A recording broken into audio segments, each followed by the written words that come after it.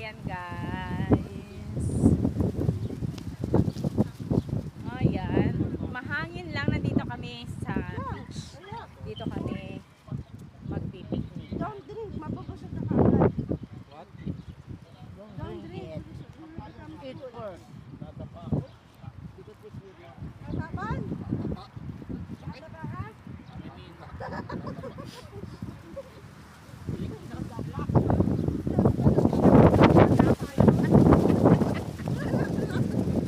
Ang ganda sa beach sa gabi. Ayan. Kaso nga lang hangin.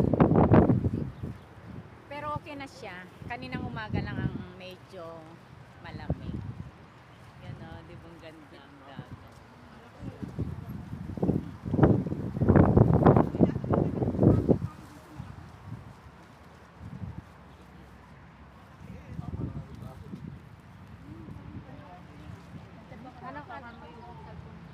Oo. Anong sabi yung mga dalawa? Hindi pa yung naikabit? Hindi pa naikabit? Hindi po nag-reply, tinanong ko ulit.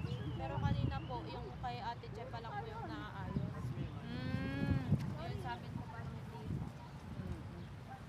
Sino mo na rin? Nagapit? Ikaw? Saan? Sa ano, ammonia? Parang ang binibitod sa bahay.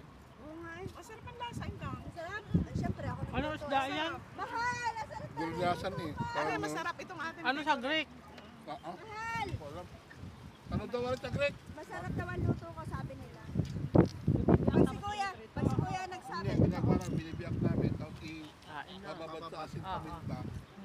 Suka. Tapos may bawang.